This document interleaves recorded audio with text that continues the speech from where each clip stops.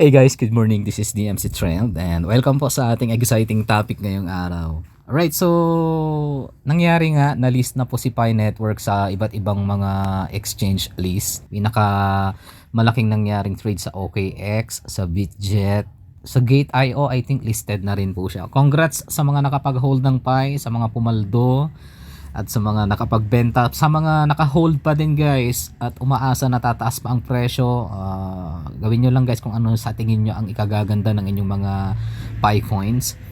Alright, so matagal na rin tayong member din ng Pi. Actually, dumating yung point na nawalan tayo ng gana kasi nga, akala natin wala nang patutunguhan yung project. Just like the other pioneers na nauna nawalan ng gana. Pero eventually bumalik din at good thing naman guys, kahit paano na list siya. Umabot yata sa all-time high ng prices na sa $2 yata. Congrats guys sa mga nakapagbenta kahapon. Again sa mga pumaldo, congrats po. Alright, so anong topic natin ngayon? So since medyo talagang na-hype itong coin na to So gumawa tayo ng page na ang integration niya is tungkol sa e-commerce system, which is ito. Follow na lang din guys itong Pi Network e-commerce group, kagagawa lang po natin. Ano yung purpose nito guys? Ang community base po kasi ng Pi Network, oo marami. Okay, marami. Pero usually ang isang coin kasi, isang factor para makonsidera natin yung pagtaas ng kanyang value is yung kanyang kagamitan or paano i-utilize ang token na yan sa iba't ibang mga platform, like for example sa payment integration especially, mostly nagagamit yan as a buy and sell transactions.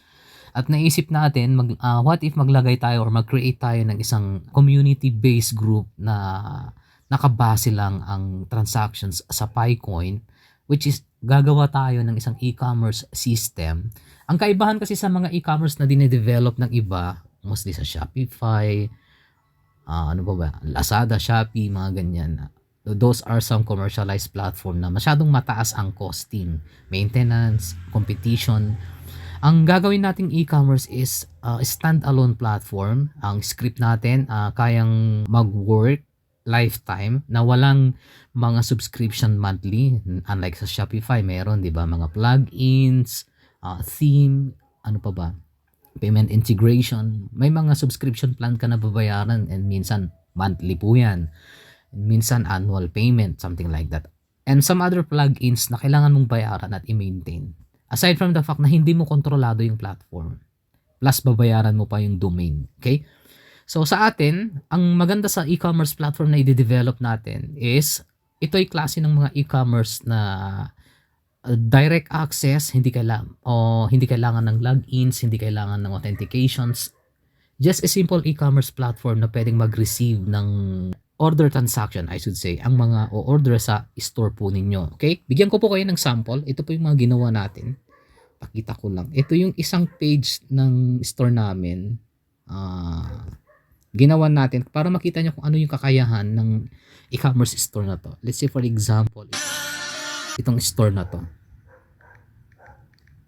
Isa itong fashion accessories store, skincare products, beauty products, perfume, at kung ano-ano. Ayan, ito yung store. Ayan. So, imagine kung ano na yung mga products na nandyan. Mga skincare, or cosmetics, pabango. Actually, may mga school supplies mga dito na nadagdag. Ayan. Dalawa na yung branch neto Ayan. So, para may idea kayo, ito yung ginawa natin na online version ng kanyang offline store. Tara dito sa ating... Pwede ang pagkain, pwede rin ang services like booking, reservation sa hotels. Pwede nating i-convert ang e-commerce na yan sa mga, pwede rin sa real estate, pwede rin. So kahit anong product na meron kayo, bigasan man yan, loading system man yan, or kahit yung pag-buy and sell nyo ng mga coins, pwede nyong i-integrate sa isang basic or isang simpleng e-commerce online platform na tumatanggap ng PiCoin as a payment. Okay, ito yung sample natin guys. Ayan, ito yung store. Ayan, meron siyang mga panindang mga hikaw, mga pabango, accessories, something like that. Ganyan yung design ng ating e-commerce store. Okay? So kunyari bibili yung customer, let's say for example, ito yung napili niyang bibilhin. Tatap niya lang 'yan. And then automatic na magpapakita na yung price and then add to cart. Just like the simple just like the usual e-com platform na nakikita po natin. 'Di ba? Medyo makikita nyo yung flow. Yung e-com natin is napakasimple ng kanyang design but elegant. Check out. So sa checkout guys, pwede naman nating palitan kung ano yung currency na pwedeng ipambayad sa inyo ng inyong client. Pwedeng Pi or peso or dollar. Depende kung ano yung gusto po ninyo. But anyway, the good thing is pwede nyong i-calibrate ito para sa payment para sa Pi. So kunyari ito yung o-orderin ng inyong client or customer. For example, mag-checkout tayo. Itong hair clump. Okay, so maglo-load siya ng ganyan. Then add to cart. And then, ayan, may Pi na po siya dyan. So, madali lang namang i-edit yung price po niyan. For video tutorial, meron po tayo niyan. Para ka lang din nag-upload ng image sa FB. I-upload mo lang, tapos lalagyan mo ng price, tapos lalagyan mo ng description. And then sa checkout,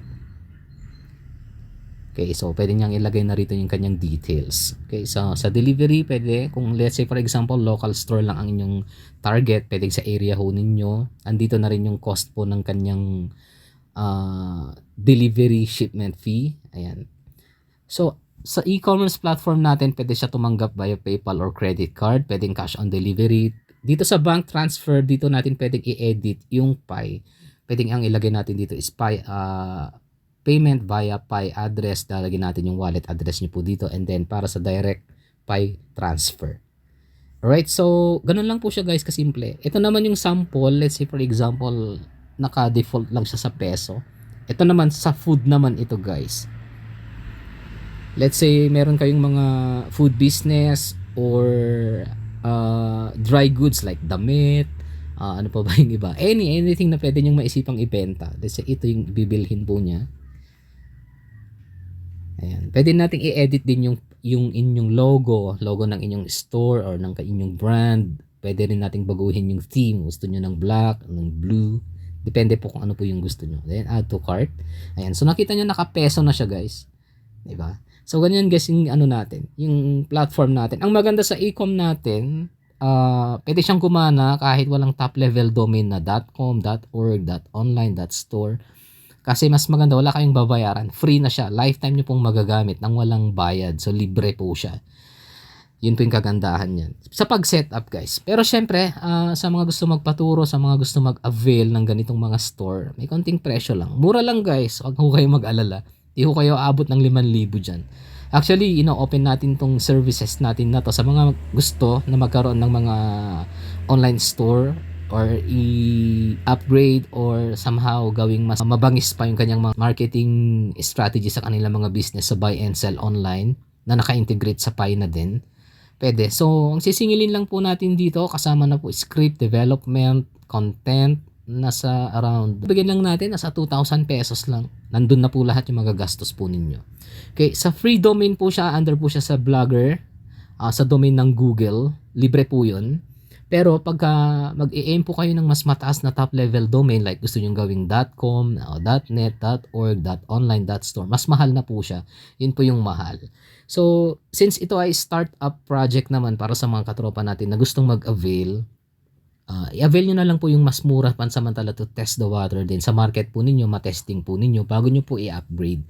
Sa upgrade naman, magkano ang total na magagastos pag top level domain? Siguro depende kung anong pangalan ng kapag medyo rare yung pangalan at special yung pangalan, mas mahal na siya kapag .com or .ph. Mahal po yung mga yan.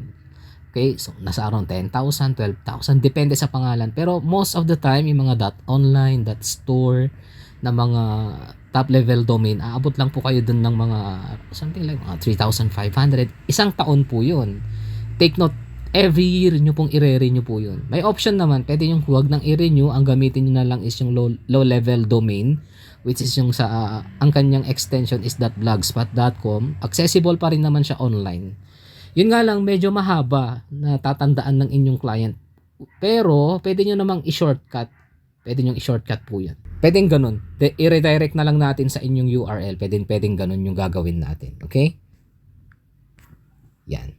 So, ano pa yung pwede nating i-discuss? So far, yun lang na gusto nating madagdagan yung commercial use at utility use case ng token ng Pi Network para mas marami pa yung gumamit and at the same time ma-hype pa yung project at para magkaroon ng pagkakataon yung mga katropa natin na magkaroon ng ganitong klase ng platform na naka-integrate ang Pi coin dito po sa project na to.